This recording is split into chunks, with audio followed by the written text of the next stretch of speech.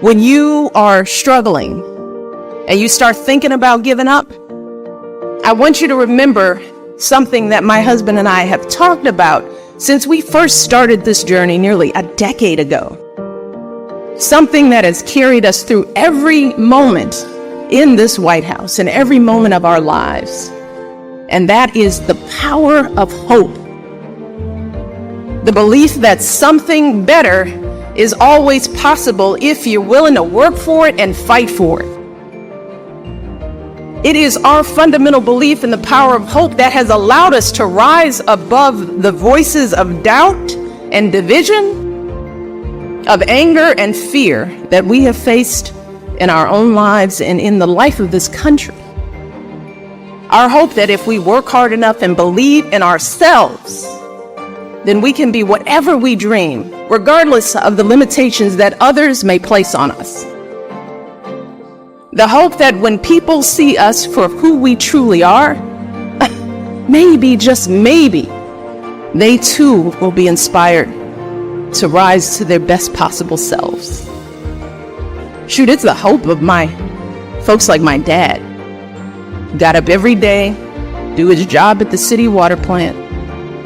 The hope that one day his kids would go to college and have opportunities he never dreamed of.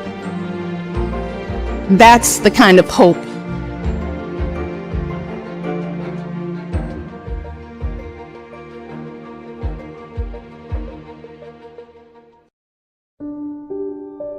people told me that I might not be able to do well in school for whatever reason. I was always a good student. I worked hard, but I thought there was some magic that happened that made you really, I didn't know that it was just plain old hard work.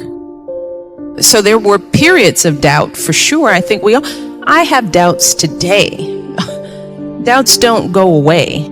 You just learn how to deal with them. You start knowing yourself and you become more confident. The more successes you have, the more chances you take. You don't let the failures or the stumbles define you. Everybody falls every now and then. Some people fall a lot. And what I realize is that we have long lives if we're healthy and we do what we're supposed to do. Think about life as a long trajectory. But at the same time, you don't want to make huge mistakes, because when you're young, making big mistakes can last forever, right? So you want to choose wisely. But the stumbles, the lessons learned, that's part of life that makes you grow. But I came to know that. I didn't know that when I was your age. I thought every mistake was the end of the world. I'll never get into school. I'll never be, of course, we all feel that way. But just continue to work, put the effort in. And I think that has been some of what's helped me being First Lady.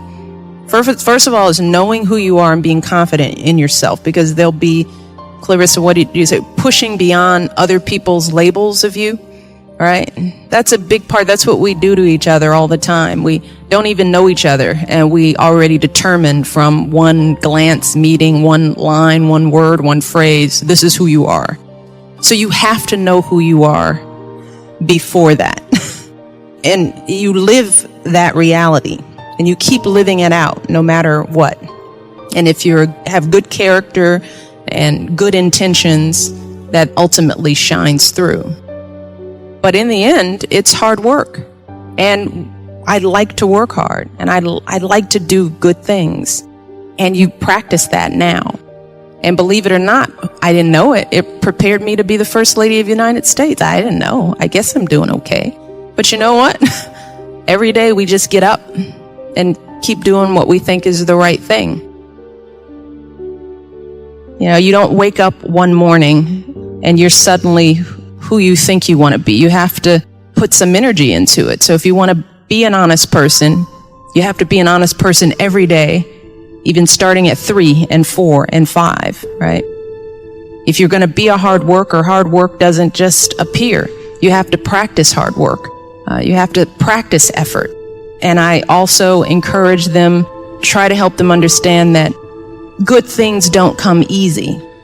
With that effort, that's where you grow. That's where growth is. Some of the best times in my life when I've grown, it's when I've done something hard, when I've overcome a fear. You don't realize that when you're doing it, but when you come out on the other side, you realize, wow, I've really stepped up.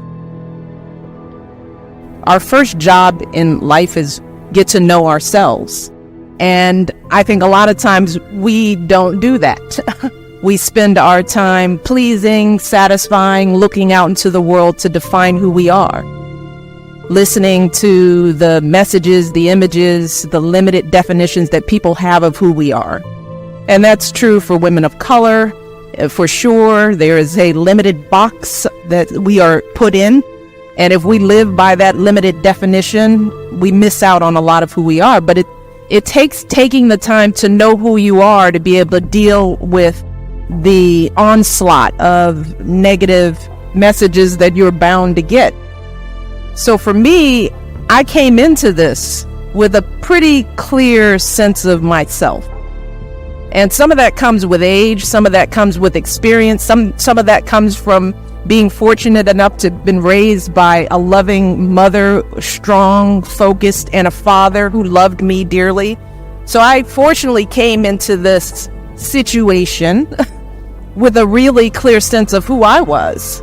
So when you hear the smack talking from outside the world, it's easy to sort of brush that off because I know who I am. And I think we have to invest that time in getting to understand who we are and liking who we are. Because I like me. I've liked me for a very long time. And we all like ourselves out here, but you gotta work to get to that place. And if you're going out into the world as a professional and you don't know who you are, you don't know what you want, you don't know how much you're worth, then you have to be brave. And then you have to count on the kindness and goodness of others to bestow that goodness on you when you should be working to get it on your own because you deserve it.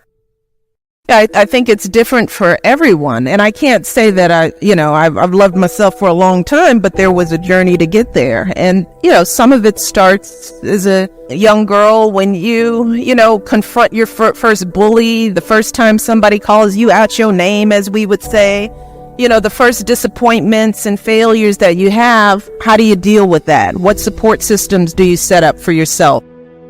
Surround yourself with goodness.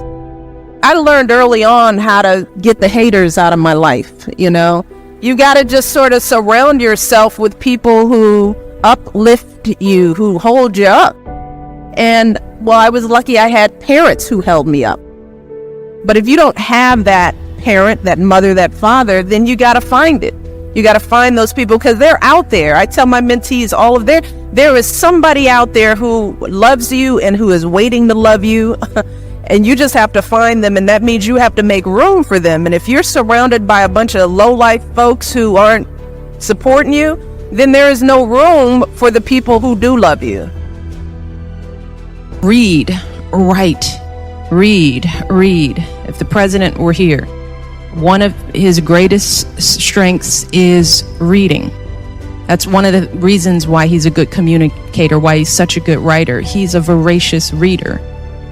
So we're trying to get our girls, no matter what, to love reading and to challenge themselves with what they read, not just read the gossip books, but to push themselves beyond and do things that maybe they wouldn't do. So I would encourage you all to read, just keep reading.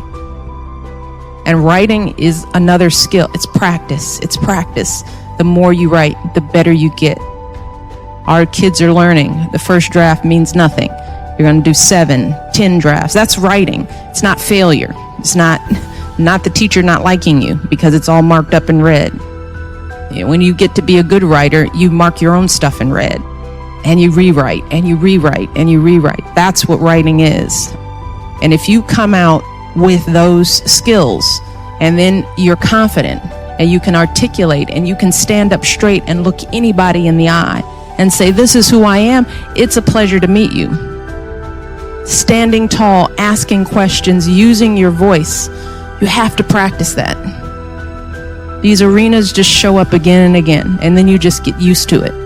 The nerves go away, and you start relaxing into your own abilities. But it's practice.